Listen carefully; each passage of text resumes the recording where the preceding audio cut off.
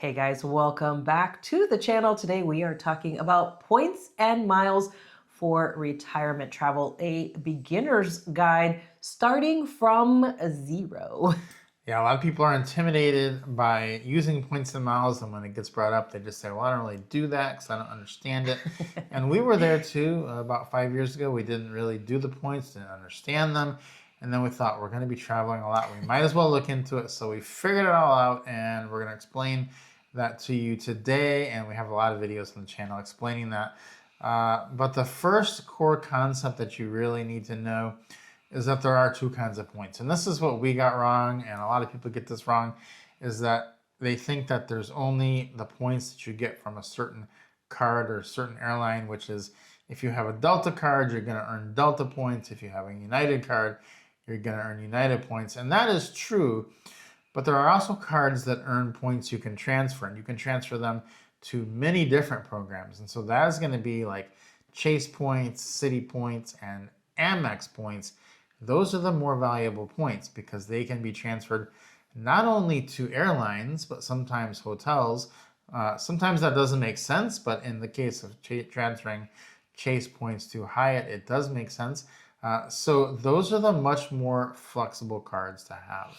Yes, I think this is a huge one, is to know the difference between the points because not all points are created equal. So it is really important because sometimes people say, oh, well, you can transfer points from, my hotel card to an airline.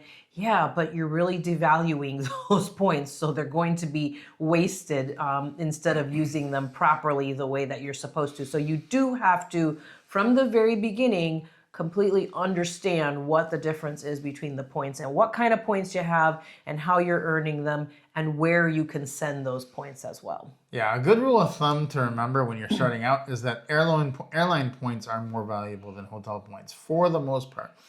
Most of the time, airline points are worth about 1.5 cents, even up to 2 cents a piece, whereas hotel points are in the half a cent to up to 1 cent a piece. So airline points are generally thought of as being, around 2 to 2.5 times more valuable than hotel points, except for Hyatt. Hyatt points are worth the same as airline points, and that is because the redemptions, it all ties back to how many points you need to redeem it. Hyatt, you can get a hotel for 3,000 points, 5,000 points, 12,000 points, whereas a program like Hilton or Marriott, if you've looked at these, you're looking at more like 50,000 points or 80,000 points to redeem a hotel. So the points aren't valued the same.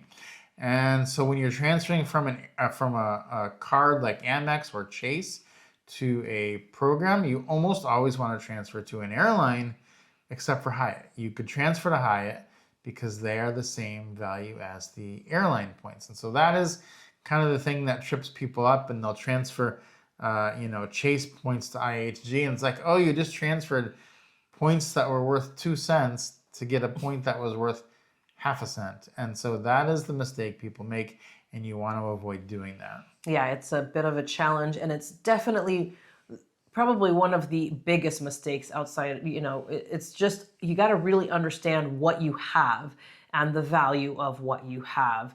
And, it's one of the things that we talk about on our website, groundedlifepoints.com, is we discuss the points value also based on retirement travel and longer chunks of times and things like that. So it's a little bit different than the way some other people value points. We value them as far within the circle of retirement travel.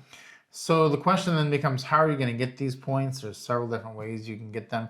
You get them from a sign-up bonus. When you get a credit card, you'll see a points offer, like you sign up for the IHG card, you might get 140,000 points, you might get 180,000 points. So what you need to do is figure out how much are those points worth. So now I just mentioned IHG points are worth 0.5 cents per piece. So if the welcome offer sign up is 140,000 points, that offer is worth $700 cash. Now, on the other hand, an Amex points, right now, actually, they're giving 200,000 points for their Amex Platinum. And as I said before, Amex points are worth like 1.7 to 2 cents per piece. So that offer could be worth as much up to $4,000, which is a much better offer than the IHG one. Although the IHG one comes with a very low annual fee, so there's really no risk in getting that one. So you really need to do the math, how much the points are worth, how many they're giving you, and then how many points you will earn each time you purchase something. That's the other big part of it. Some cards you earn more points, some cards you earn less points, and you need to kind of determine how much will I spend on this card in a year and how many points will that get me. So we do get the Atmos Visa Summit Infinite card, and it has 3 times the points on all foreign transaction fees. So we can just kind of add up how much will we spend overseas. For us, it's a lot. We're going to triple those points. Definitely a card worth getting.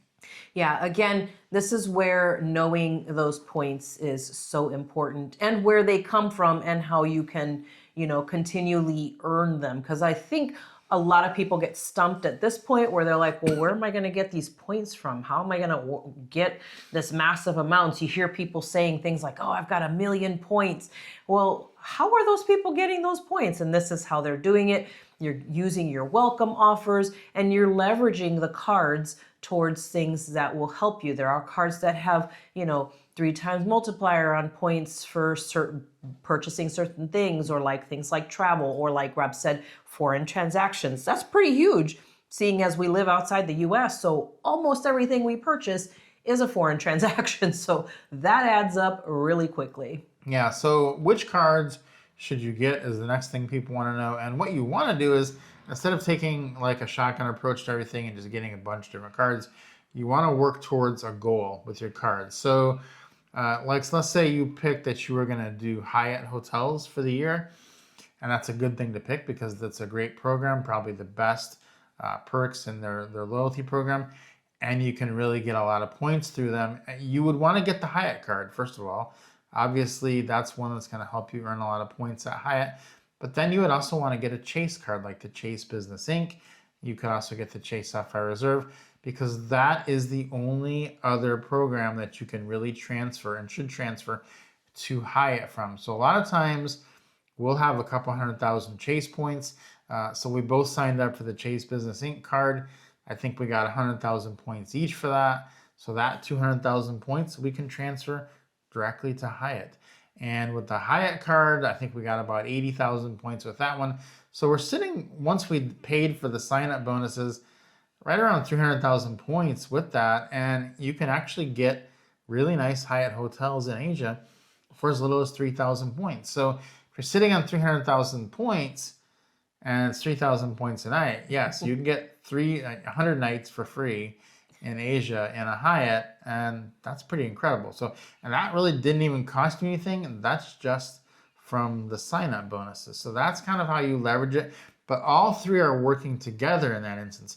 If you'd gotten like a Delta card and a Hyatt card, and then some other card that like an Emirates card, you're just gonna have fragmented 10,000 points here, 10,000 points here. Maybe you got the Amtrak card, then you got another 10,000 points. And it really doesn't add up to anything. You want to get them so that they're collated and you can do kind of a big purchase with them, because a business class flight or staying a month in a hotel is what you eventually want to get to earning.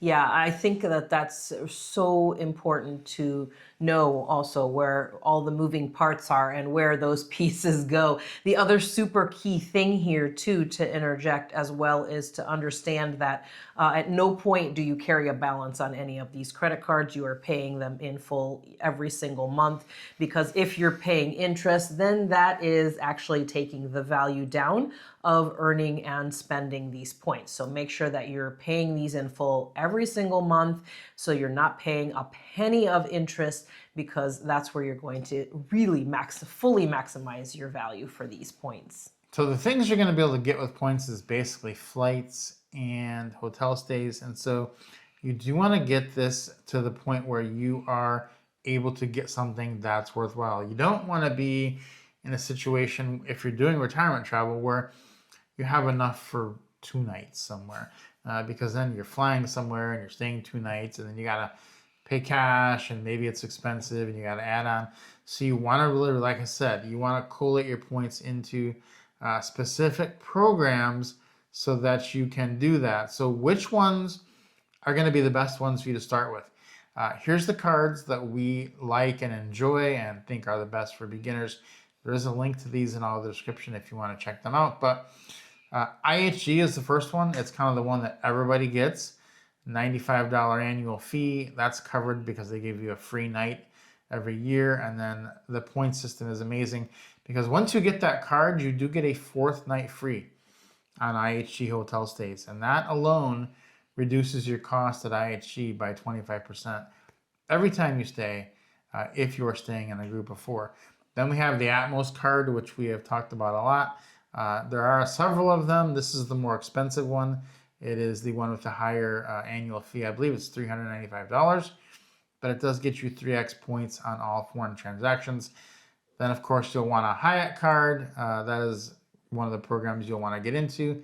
Chase Business Inc. is the Chase card we recommend because it has a low annual fee. We used to recommend the Chase Sapphire Reserve, but they raised that annual fee and they took away some of the benefits. So we said, no, we're not doing that anymore. If you want a premium card, the one we recommend is the Amex Platinum. That is the one that we use to get lounge access when we do our flights. And that is really worth it if you're traveling as much as we do. Boy, that lounge access is really, really worth it. We've had some really wonky travel days, and those lounges are a lifesaver, not just to get you out of the chaos of the airport, but also give you some place to sit quietly and rest that's not so busy. You get food, you know, you have nice clean bathrooms nearby, showers. Almost all of them have showers, and all those different offerings is really nice. And also note that outside of the US, it's not like these huge waiting lines like you see when you're traveling in the US. Outside the US, getting into the lounges is super easy. You just walk right in. There's almost never a waiting line. Very rarely, I think maybe just one time, did we ever have to wait to enter a lounge overseas. And that's honestly, it's a huge game changer, and it really, really does make your travel days a lot smoother and just a lot less chaotic and more comfortable. So hopefully this was all very helpful to you if you're starting from zero, or you don't really know, or you're still trying to decide, should I do this points thing? It's absolutely worth it. It is not as confusing as you think it might be. It's not as scary as you think it might be. Just start getting the right cards, start building up those points, and then when you're ready, you can jump in and start spending those points. So don't think of all of it together at once. We've given you the guide on what the best cards are to get, what kind of points you want to be earning, and then once you've earned some, then you can start looking at where you're going to spend them. We do have our Retirement Travel Jumpstart community and course where we do go over this in a lot more detail. We show you step by step how we book things. But we also have a lot of chatter in the community about using the points and where some good places are. So if you'd like to be a part of that, you can head down to the description, as well as accessing the information for the credit cards down below. Guys, hopefully you enjoyed this. Let us know in the comments if you have questions. We'll see you guys next time.